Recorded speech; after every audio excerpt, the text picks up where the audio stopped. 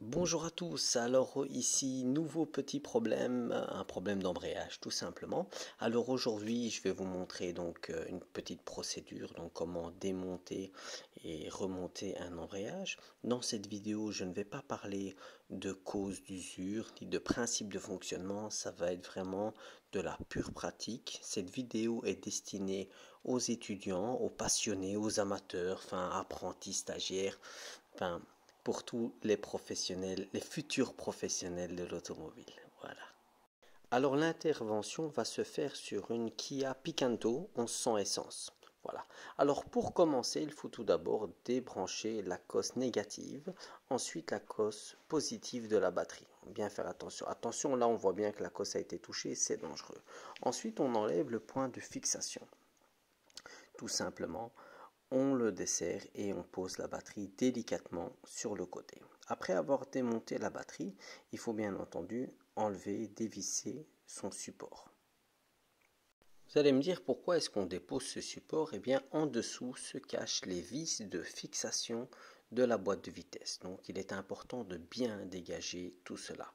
Je remercie au passage le garage DDP Moteur qui se trouve à Charleroi qui a permis cette vidéo et qui a fait cette intervention. Donc j'étais là uniquement pour filmer bien entendu. Donc après avoir démonté ce support batterie, on attaque directement à ce qu'on appelle le calculateur moteur. Très important. Vous avez là deux fiches, hein, c'est un calculateur de dernière génération. On enlève la sécurité et on enlève ça délicatement. Voilà. Ce calculateur, en réalité, c'est la mémoire du véhicule. C'est lui qui gère un petit peu toute la gestion du moteur. On enchaîne directement par ce qu'on appelle les tringleries de levier de vitesse. C'est grâce à ça qu'on passe les vitesses et ils tiennent simplement avec une toute petite goupille. Voilà. On voit bien là. C'est pas évident à filmer de près, hein. Voilà le petit clip qui maintient ce câble, on le voit bien là à travers le petit trou là, c'est simplement ça qui le tient. Voilà. Une fois qu'on a démonté les deux petits clips, on commence à y voir un petit peu plus clair. On débranche la fiche du contacteur de marche arrière. Okay. Lorsqu'on enclenche la marche arrière, eh bien c'est ce contacteur là qui nous permet d'allumer la lumière à l'arrière. On dévisse là les deux petites vis qui sont bien apparentes de la patte de fixation de ces fameuses tringleries. Bon, on voit bien qu'on a essayé là d'enlever un des câbles, mais on s'est dit vu qu'on allait enlever complètement la patte, ça sert à rien, autant la laisser dessus, c'est pas nécessaire. À partir de ce moment, on arrive à voir les vis que vous voyez là en vert, voilà.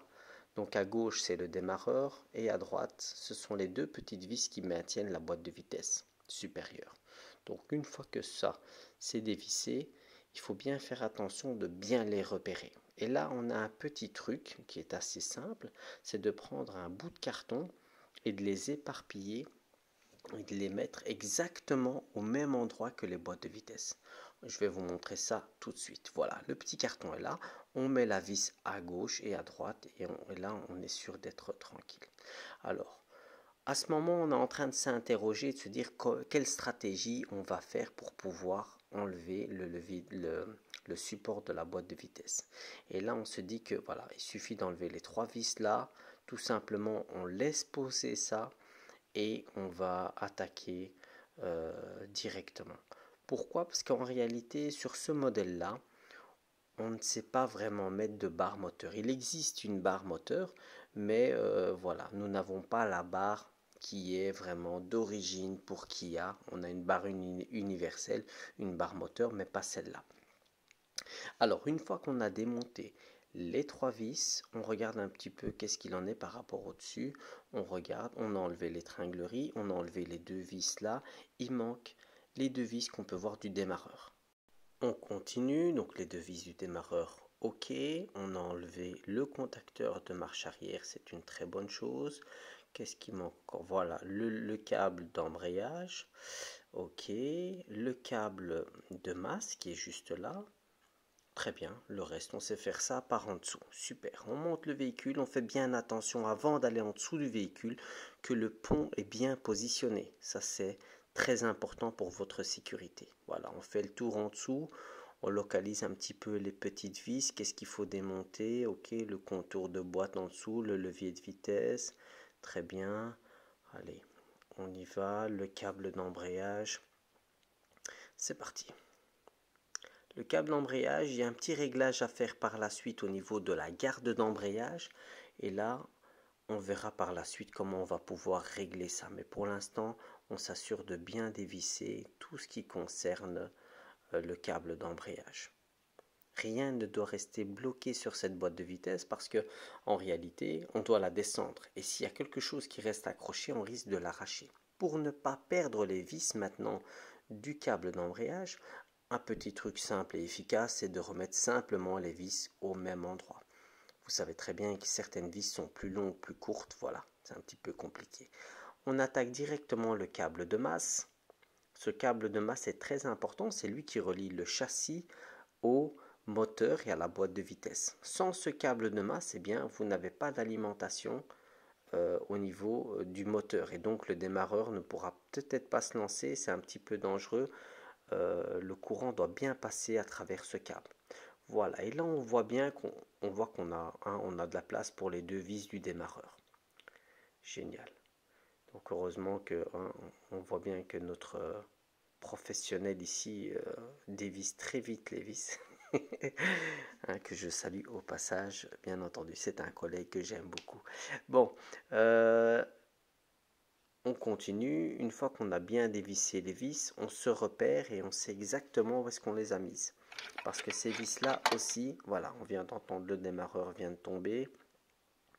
Voilà, il a enlevé la vis. Magnifique. Une fois qu'on les a enlevés, il faudra bien entendu s'assurer qu'il est bien dégagé. Voilà. Le démarreur est bien dégagé, donc il ne tient uniquement avec deux vis. On repositionne les deux vis, voilà, sur notre petit support de vis et on attaque directement la vidange. Avant de vidanger, il faut toujours s'assurer, bien sûr, bon, on va positionner le vidangeur, mais il faut bien s'assurer que le bouchon de remplissage, qu'on sache le dévisser, parce que dans certains cas, vous allez pouvoir facilement dévisser le bouchon de vidange, mais le bouchon de remplissage est coincé. Et donc là, vous êtes mal. Kia préconise pour concernant l'huile de boîte de vitesse, c'est à vie. Donc il n'y a pas de remplacement tous les 60 000 comme dans certaines boîtes de vitesse ou 100 000. Ici, c'est vraiment toute la durée de vie de la voiture. Voilà. Alors, lorsqu'on va laisser couler l'huile, on voit bien qu'il y a, comme qui dirait, un besoin d'air. Hein.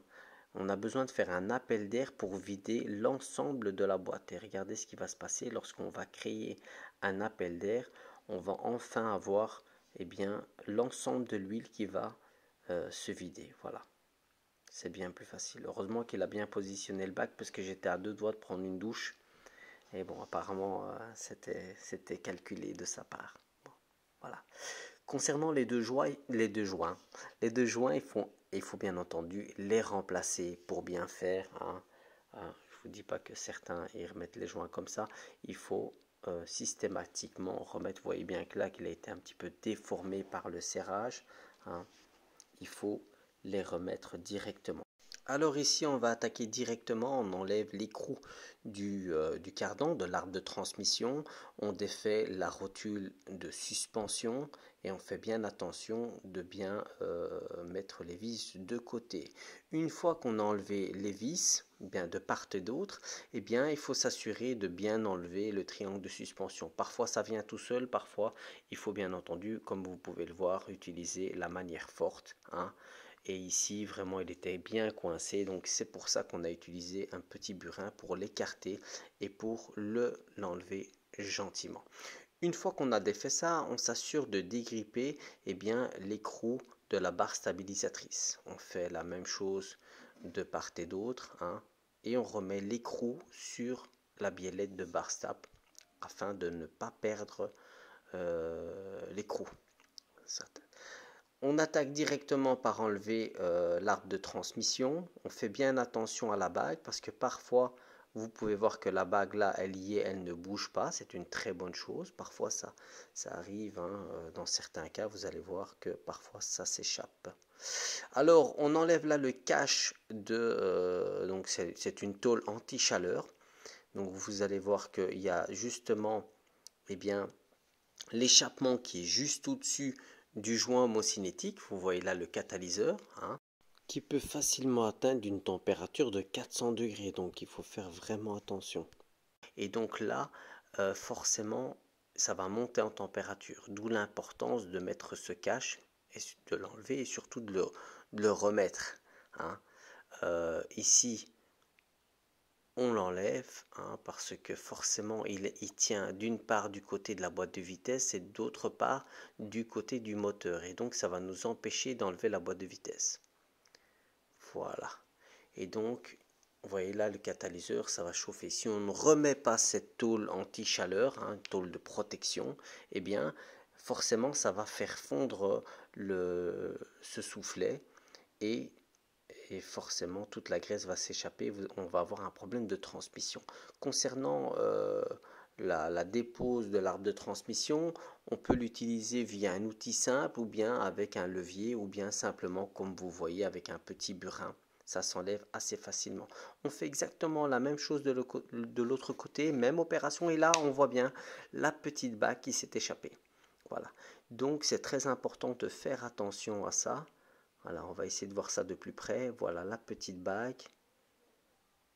Il arrive parfois qu'elle se désolidarise et qu'elle s'enlève, eh bien, de l'arbre de transmission. Donc on essaie de ne pas l'oublier, de la remettre et de la repositionner dans le bon sens. C'est important. Sinon on risque d'avoir un jeu et des problèmes de roulement. Donc la barre stabilisatrice, on redéfait ces petits écrous. Voilà, et bien sûr, on s'assure de bien remettre l'écrou sur la biellette de barre stabilisatrice pour ne pas le perdre. Même opération, on y place un petit levier, une petite minute, hein.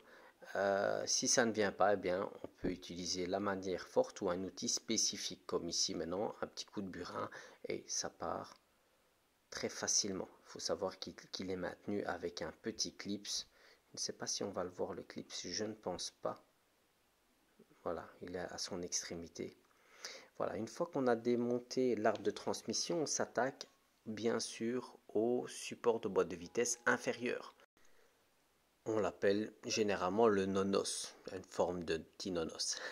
Alors on fait bien attention au sens parce qu'il peut être monté de deux côtés. Alors pourquoi on l'a enlevé? Eh bien d'une part pour pouvoir enlever la boîte de vitesse, mais aussi pour enlever les différentes vis qui sont autour. Maintenant, une fois qu'on l'a enlevé, on a bien vu qu'il ne gênait pas grand chose et donc on remet les vis bien dessus pour éviter de perdre les vis de nouveau.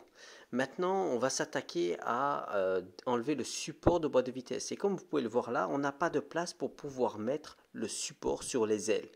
Donc le support, la barre moteur qu'on pourrait appeler, et là on a placé un support, donc d'une part en dessous du moteur et d'autre part en dessous de la boîte de vitesse pour maintenir le moteur, pour faciliter la dépose du support de boîte de vitesse supérieur, celui qui était en dessous de la batterie.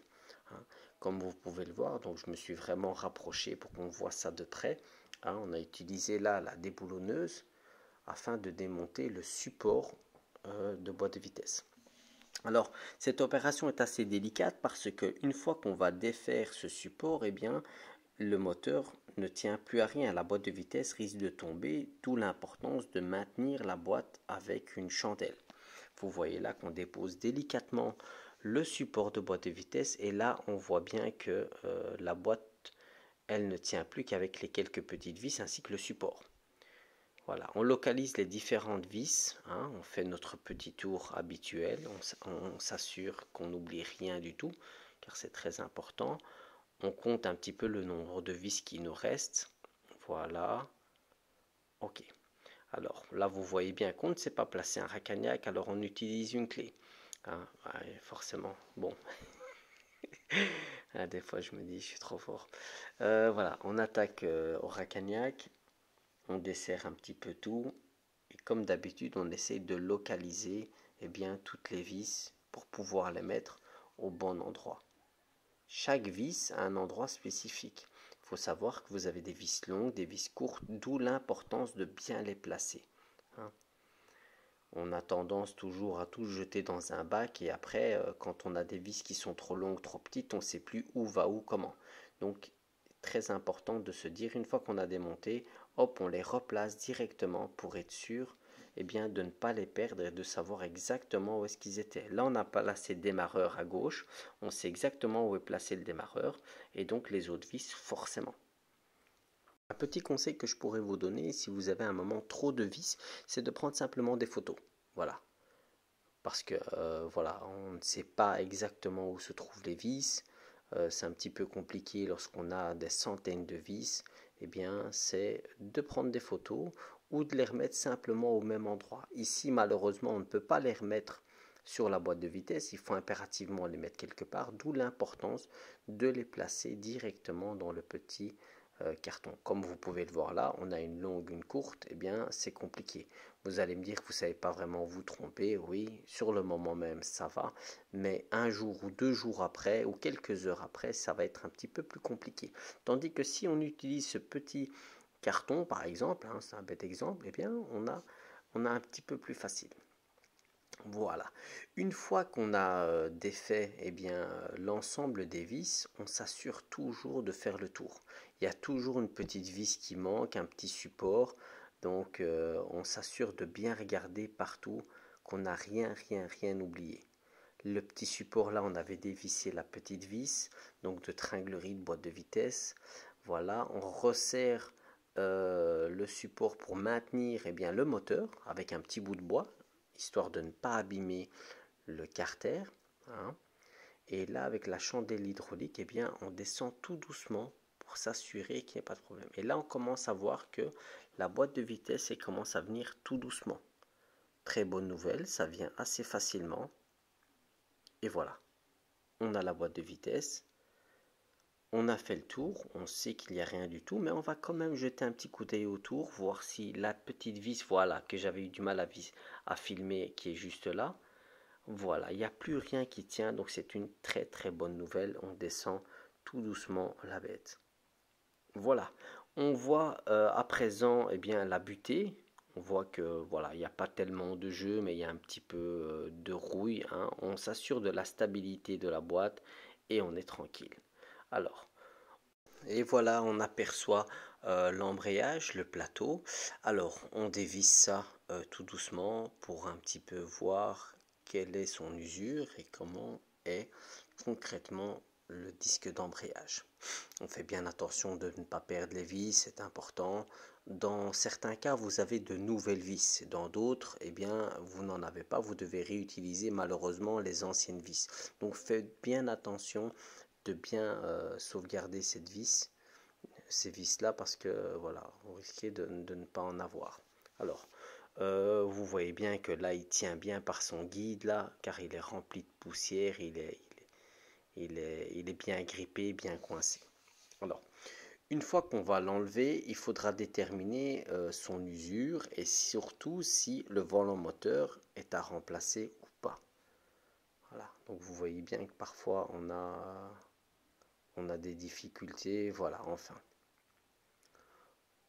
On regarde un petit peu l'état du disque, on voit bien que les rainures sont complètement parties et qu'on est même arrivé au rivet. Et on arrive là jusqu'au plateau de pression. Vous voyez bien que les rivets ont fait chauffer la partie du plateau de pression. Voilà, on voit bien que ça a bien chauffé et que c'est complètement usé. Vous voyez que le rivet a été usiné, hein, il n'y a plus de place. Concernant le volant moteur, c'est un volant moteur de type fixe et on peut voir qu'il a aussi un petit peu chauffé. Alors un petit truc, c'est vraiment voir, c'est un peu comme les disques de frein, on peut voir un petit peu s'il est creusé ou pas. Et là, on peut voir qu'il est correct. Une fois qu'on a la nouvelle pièce, il faut la comparer avec l'ancienne, aussi bien la hauteur que les guides, aussi que le disque. Concernant le disque, un petit truc, on le replace sur l'arbre primaire de la boîte de vitesse, s'assurer que ça ne coulisse bien et que les cannelures sont identiques. il faut regarder la hauteur du plateau, le diamètre et aussi le disque qui rentre parfaitement à l'intérieur. Concernant le disque, eh bien, il faut s'assurer de le mettre dans le bon sens. Regardez, hop, voilà, c'est toujours le côté épais vers l'intérieur, hein, vu que de l'autre côté, il ne serait pas rentré. Le disque, exactement la même chose. On regarde de nouveau au niveau eh bien, du diamètre, de sa hauteur, ainsi que la butée. Donc ce sont tous des facteurs qu'il faut se rendre compte. L'épaisseur, le diamètre, voilà. Voir si c'est le même truc, le même système de fixation. Il y a pas mal de choses à vérifier. Enfin, c'est assez, assez complexe, mais il faut le faire. Donc pour démonter, eh bien c'est assez simple, hein. Un petit clip qui est maintenu par la fourchette. Il faut s'assurer bien sûr de tout nettoyer pour voir clair, pour enlever tous les résidus et dégraisser l'ensemble de la cloche et de l'arbre ainsi que la fourchette. Si des crasses y restent, eh bien ça risque de freiner la course, hein, et que ça va glisser moins bien. Donc là, on vérifie si c'est exactement le même diamètre. Voilà, donc concernant le nettoyage et le dégraissage, il est important d'utiliser, comme vous pouvez le voir ici, un aspirateur afin de ne pas utiliser la soufflette et de ne pas faire voler l'ensemble de ces poussières d'embrayage qui sont extrêmement nocifs. La même chose pour la boîte de vitesse, on donne un petit coup de balai pour enlever le plus gros et on aspire par la suite afin de bien dégraisser et d'éviter d'utiliser la soufflette parce que lorsque vous êtes dans un environnement fermé, eh bien c'est très compliqué de faire partir l'air et vous allez vous empoisonner la vie. Alors un petit coup de graisse, bon, un coup de ponçage pour bien libérer l'axe ou coulisse la butée. Dans certaines marques, on a un nouveau guide, hein, un guide de butée. Et ici, vous voyez bien que le guide de butée est fixe, hein. Donc, on y met vraiment une toute petite pointe de graisse afin de faciliter la fourche. Alors, on y place, comme prévu, la butée. On fait bien attention que le clip se rentre bien et qu'il n'est pas sorti à l'arrière. Là, comme vous pouvez voir, il a sauté. Voilà, donc ça c'est important de vérifier ce genre de choses parce que si vous remontez comme ça, les yeux fermés, eh bien vous risquez de remonter et de redémonter la boîte de vitesse uniquement pour ce petit clip là. Donc on va s'assurer de la mettre gentiment dans le bon sens parce que voilà, il y a un sens de montage. Une fois qu'il est bien mis, on va le ressentir de toute manière. Voilà, là il est bien rentré. On peut mettre le clip d'un côté. Le premier clip c'est toujours facile à mettre. C'est souvent le second qui est difficile, mais il faut quand même insister. L'idéal c'est d'utiliser un outil, mais quand on est mécano de plus de 20 à 30 ans d'expérience, eh bien avec les doigts ça va tout seul. Voilà. Magnifique. On s'assure du bon fonctionnement maintenant. Donc on fait aller la fourchette et on voit bien que ça coulisse bien, que ça revient correctement. Voilà. Malgré que ça revienne bien, il faut toujours vérifier à l'arrière si le ressort n'a pas sauté. Parce qu'il peut tenir d'un côté et pas de l'autre. Voilà, donc du côté gauche, c'est bien mis. On vérifie le côté droit. Voilà. Magnifique, c'est aussi bien mis. Alors, concernant l'embrayage maintenant, il faut utiliser un appareillage de centrage, donc ce qu'on appelle le centreur, hein. Il existe plusieurs types de centreurs. Ici, c'est un centreur universel. C'est un centreur qu'on place sur le plateau de pression et on visse. Et vous avez à son extrémité un petit plastique qui va s'écarter afin de centrer le disque d'embrayage. Et en même temps, il le tient. Donc ça, c'est une très bonne chose. Dans certaines marques d'embrayage, il est indiqué le sens du disque. C'est marqué très souvent sur le disque d'embrayage, par exemple côté transmission, côté boîte de vitesse, etc. Donc voilà. Concernant les vis de l'embrayage, il faut y mettre une toute petite pointe de frein à filet qu'on appelle du Loctite. Voilà, comme vous pouvez le voir, là on l'a placé un petit peu de travers, vous voyez, et là les vis ne correspondent pas. Il y a ce qu'on appelle un guide, un détrompeur, on ne sait pas se tromper en réalité. Et une fois qu'on l'a bien mis, on voit bien que les trous sont en face et on peut enfin placer les différentes vis. Voilà. Une fois qu'on y met les vis, là c'est une opération assez délicate. Pourquoi? Parce qu'il faut serrer de manière uniforme.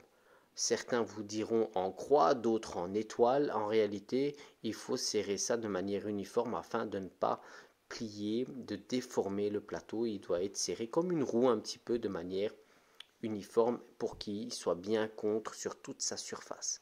Vous allez voir qu'en serrant de plus en plus, vous allez voir que eh bien, le centreur va se libérer tout doucement. Et voilà, voilà. Une fois que le centreur se libère, et bien voilà, tout simplement on peut le desserrer et on peut regarder, voilà, on est pile poil bien centré. Concernant le couple de serrage, eh bien le couple de serrage préconisé par le constructeur est de plus ou moins 18 Nm. 18, c'est vraiment pas grand chose. Et voilà, vous pouvez toujours mettre 20, c'est pas tellement grave. Et il faut toujours s'assurer que l'ensemble des vis et que le plateau soit bien mis contre le volant moteur. C'est important parce que parfois on néglige certaines choses et parfois lorsqu'on tourne, eh bien on se rend compte que on a oublié une vis. Donc il ne faut pas hésiter à faire le tour. Alors il n'y a plus qu'à, on passe à la phase de remontage. Alors on s'assure que la boîte est bien centrée face au volant moteur et à l'embrayage et on regarde bien qu'elle est bien positionnée. Si vous n'avez pas touché la boîte de vitesse sur la chandelle, eh bien ça va bien se passer. Hein. Il faut bien s'assurer d'être dans l'axe et parfaitement aligné. Si ça ne va pas, vous avez aussi la possibilité de tourner au volant moteur afin que les dents du disque d'embrayage puissent rentrer parfaitement avec l'arbre primaire. Mais là, voilà, on voit bien qu'on est bien centré, il suffit de descendre un rien et puis voilà. On entend vraiment la boîte de vitesse qui fait un schlong, voilà, c'est un bruit qu'on aime bien. Ensuite, on prend simplement notre petit repère, hein. Je sais pas comment on pourrait l'appeler, je sais pas comment on pourrait l'appeler, mais voilà. On place simplement les petites vis au bon endroit. C'est vraiment un jeu d'enfant. On replace simplement les petites vis et tout va bien se passer. Il est important de se dire et d'aller chercher l'ensemble des informations concernant les couples de serrage pour pouvoir remonter ça. Hein. Voilà. Une fois qu'on a toutes ces informations, il n'y a plus qu'à placer tout simplement toutes les petites vis. La même chose que pour l'embrayage, il faut s'assurer de fixer uniformément l'ensemble de la boîte de vitesse. Vous pouvez voir là ici qu'elle est un petit peu écartée là. Donc c'est pas bon. On ne peut pas serrer d'un côté à fond. Il faut vraiment serrer de part et d'autre en étoile, un petit peu comme le disque d'embrayage, comme son plateau.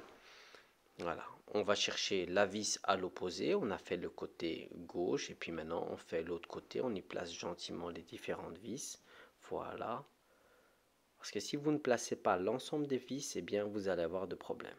Et par exemple, c'est cette vis-là qu'il faut commencer, là où il y a le guide. Voilà, magnifique. Et vous voyez bien qu'elle rentre tout doucement, sans forcer. Voilà. Il n'y a aucun problème. Après, bien entendu, c'est un jeu d'enfant. On passera l'ensemble du contour de boîte à la clé dynamométrique. Alors, pour libérer bien, les chandelles, hein, on s'assure de refixer le support de boîte de vitesse supérieur. Hein.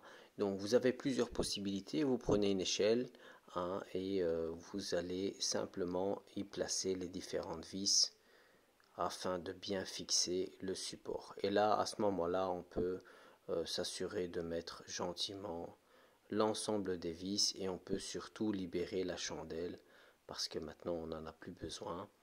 Hein, le moteur tient bien. Il n'y a plus qu'à remettre le contour de boîte, on met tout contre et on s'assure gentiment que tout le contour a été fait. Alors, le côté supérieur, on avait dit que c'est entre 59 et 78 newtons et le côté inférieur de la boîte de vitesse, c'était entre 42 et 54 newtons. Ici dessus, je vous ai épargné vraiment le réglage de toutes les clés dynamométriques. Hein, forcément, on n'allait pas commencer à s'amuser à ça. Le plus important, c'est que qu'on voit le travail vraiment au niveau de A à Z, du montage au démontage, en version entre guillemets rapide. Hein. Cette vidéo est à but pédagogique, c'est pour que vous puissiez voir étape par étape. Hein.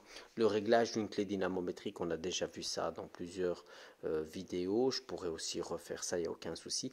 Mais ici dessus, ce qui m'intéressait le plus, c'est vraiment qu'on puisse voir étape par étape les différentes étapes. C'est le cas de le dire. Étape par étape. Voilà. Donc une fois que le démarreur est monté, une fois que le contour a été fait, il suffit maintenant de remettre l'arbre de transmission. On entend bien le clip ici qui est bien rentré. Voilà. On y met bien évidemment la petite bague, rappelez-vous, qui était tombée. Hein. On la place gentiment. On pourrait la claveter, mais avec le serrage de l'écrou qui est à 285 newtons, donc c'est pas rien du tout. Je pense pas qu'elle risque de s'échapper. On y place gentiment la rotule de suspension.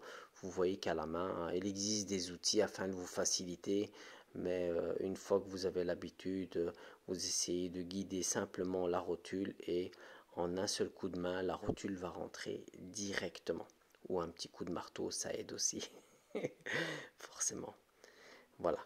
Donc, une fois que la rotule de suspension a été mise, eh bien, il suffit de s'assurer que les vis soient correctes. Et là, on peut voir que la vis déjà, eh bien, elle est remplie de rouille. Il suffit de la passer simplement hein, à la brosse métallique pour enlever tous les résidus. Une fois que le boulon a été nettoyé, il suffit de le resserrer. 65 newtons, c'est ce que nous préconise le constructeur. On s'attaque cette fois-ci à l'écrou de cardan avec cet écrou qui est un écrou à mater. Donc c'est un écrou spécifique hein, qu'il faut bien entendu frapper afin de freiner sur l'arbre de transmission. Il faut le frapper aussi bien en haut qu'en bas hein, afin de s'assurer que l'écrou ne bouge plus du tout. À mon avis, avant qu'il bouge, la voiture va se décomposer parce qu'il faut serrer ça à 285 newtons. L'idéal, ce serait de mettre un nouvel écrou, mais à cet endroit-là, il est encore intact. On passe directement au support de boîte de vitesse inférieure. Hein, lui aussi, il est super bien serré, vu qu'il est serré à 120 newtons. Donc, c'est quelque chose d'assez solide. Alors, on repasse à l'autre côté. Et là, même opération, on s'assure de bien aligner l'arbre de transmission afin de ne pas abîmer le joint SPI, le bourrage de boîte de vitesse. Hein, et voilà, on voit bien qu'il est bien rentré. On rentre la tête de l'autre côté. S'assure de ne pas abîmer l'arbre de transmission. Parfois, vous voyez qu'il y a certaines difficultés. Je vous invite à tourner la roue pour avoir des facilités afin de ne rien abîmer ou tourner le disque pour que, eh bien, on s'assure que les cannelures, voilà. Et vous voyez bien, ça rentre tout seul. On tire sur le triangle de suspension, on place la rotule et voilà. Il n'y a plus qu'à aligner le tout et on pousse. Et vous voyez que la rotule va rentrer très facilement. Lorsque vous avez des difficultés comme ça à placer, il ne faut pas se battre, hein, ça doit rentrer logiquement tout seul. Là, vous voyez bien, la demi-lune, elle est bien en face. Et là, la même chose, on voit qu'il est un petit peu rouillé, on va y passer un petit coup de brosse métallique. J'insiste sur ce point parce qu'il faut bien s'assurer que la demi-lune, voilà, on voit bien qu'il est possible de passer la vis sans problème. Évidemment, on n'oublie pas l'autre côté, le fameux écrou à mater. On frappe de part et d'autre et on n'oublie pas, bien sûr, juste avant de le serrer à 285 newtons. On passe directement à la tôle anti-chaleur, la tôle de protection du joint homocinétique, du soufflet de cardan. Hein. Cette tôle qui est primordiale, sinon ça a des risques d'incendie. Dites-vous bien que si le constructeur a mis en place cette petite tôle, c'est pas pour rien, il aurait pu faire des économies. Hein. Imaginez-vous que ça coûte 10 euros, et bien sur les millions d'exemplaires que le constructeur a sortis, il aurait pu faire évidemment de belles économies. Donc il faut jamais oublier et négliger certaines pièces. On va passer directement aux biellettes de barres stabilisatrices. Faut pas oublier de les vérifier avant de les serrer, parce que parfois on fait souvent un petit boulot et on néglige le côté vérification. Le constructeur, dans notre cas, nous préconise de serrer ça à 55 newtons. Petit truc plutôt sympa, c'est qu'à l'extrémité de, comme vous pouvez voir là, il y a un petit emplacement pour pouvoir mettre une petite clé de 8, il me semble, afin de serrer directement l'écrou, ce qui va être plus facile. Alors on fait un petit tour de vérification. On vérifie l'ensemble et se dire, on fait un petit tour avant de vérifier tout, et avant de descendre le véhicule. On a fait le tour, tous les moindres petites vis, c'est important. Parce que très souvent on se dit ouais j'ai serré. Non, il faut toujours vérifier et toujours remettre en question son travail et se dire qu'on a peut-être oublié quelque chose. Voilà, on n'a pas peur de faire le tour, de tout vérifier. N'hésitez pas à prendre parfois une petite clé. Ah, voilà, on se rappelle encore qu'il fallait encore mettre de l'huile dans la boîte. Qu'est-ce qu'on peut voir? Ah, le câble de masse il est mis. Ok, le démarreur c'est ok. Et on voit là, ah bien voilà, le câble d'embrayage. On va placer le câble d'embrayage dans un premier temps et on réglera par la suite. Donc, on le tire simplement, voilà, une fois qu'il est bien placé, on va simplement le mettre contre pour bien sûr faciliter le réglage par la suite. Il faut bien évidemment le serrer un maximum afin qu'il soit contre, comme ça, lorsqu'on va descendre le véhicule, eh bien, ce sera bien plus facile lorsqu'on va régler la garde de la pédale d'embrayage qu'on va voir par la suite. Alors bien sûr, il faut surtout pas oublier de faire l'appoint et de faire le remplissage de la boîte de vitesse. Une fois qu'on voit qu'il y a un fin filet qui va couler, eh bien on sait que la boîte est remplie. Car vous voyez bien qu'il n'y a pas de jauge. On va bien s'assurer qu'il y a un petit peu un fin filet qui coule. Et voilà, on est dans le bon. On peut refermer le bouchon. Ce qui est à respecter, bien sûr, c'est le type d'huile. Ensuite, c'est la quantité d'huile. Dans notre cas, c'est 1,9 litre. Et puis, bien entendu, le couple de serrage qui est de 70 newtons. Voilà. Maintenant, une fois que ça c'est fait, on peut descendre le véhicule et on va attaquer la partie supérieure. Nous avions précédemment serré le support boîte de vitesse sur la boîte de vitesse. Maintenant, il faut bien entendu serrer le support donc de la boîte de vitesse sur le châssis. Et donc, une fois qu'on a bien serré les trois vis, deux vis et un écrou de ce support boîte de vitesse, on va attaquer directement sur la tringlerie et les câbles de levée de vitesse. Donc ici dessus il y a bel et bien trois vis. Lors du démontage je ne vous ai pas montré la troisième vis parce qu'elle était difficile d'accès. Ici maintenant je vais vous montrer, voilà, elle est bien cachée. La troisième vis, il faut bien la mettre contre. Maintenant, on va pouvoir en profiter sur les deux vis supérieures de la boîte de vitesse. Et donc là, le constructeur nous avait préconisé entre 59 et 78 newtons. Donc là, on a la possibilité, on a le choix, une certaine tolérance. On peut enfin placer maintenant le câble du levier de vitesse parce qu'il nous gênait pour placer l'outil, rappelez-vous. Et voilà, on peut passer maintenant au réglage de la garde. Donc on va serrer jusqu'à ce que la pédale remonte. Et une fois qu'elle est bien alignée, on est dans le bon, il n'y a plus qu'à tester. Alors, l'ordre peu importe. Si vous décidez de faire ça après la batterie ou avant, dans notre cas, voilà, on a choisi. Ici dessus, maintenant, on n'a plus qu'à remettre le bac batterie. Et c'est pour des raisons de facilité. On replace bien évidemment le calculateur. On fait bien attention aux fiches afin de ne pas justement plier les pins. Il faut bien aligner les fiches, sinon ça risque d'avoir de gros problèmes techniques. Voilà, donc on fixe le support et les différents clips, et surtout on passe les câbles dans le bon sens. Une fois que ça c'est fait et qu'on a bien serré le tout, on peut enfin placer la batterie. Donc ça c'est un moment assez délicat parce que bien évidemment il faut bien respecter le sens des cosses. On commence toujours par la borne positive et ensuite par la borne négative. Okay. D'abord le plus, après le moins. Voilà. On serre très bien. Voilà.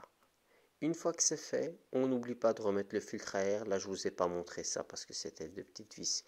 Mais malheureusement, ça a été coupé. Mais voilà, on revérifie, on fait le tour de tout. On essaie de voir si on n'a rien oublié. Le contacteur, il me semble qu'on l'avait oublié, mais on l'a remis. Donc ça, c'était en ordre. Le câble, les différentes vis, etc. La petite vis du filtre à air, le filtre à air. On regarde vraiment, on fait un petit tour. On vérifie bien évidemment la garde et voir si les vitesses passent bien. Sur le pont, dans un premier temps, on essaie de passer les vitesses et après, on fait bien évidemment un essai routier. En tout cas, je tenais à remercier le garage DDP Motor pour sa participation et j'espère que cette vidéo vous a plu et je vous dis à très bientôt.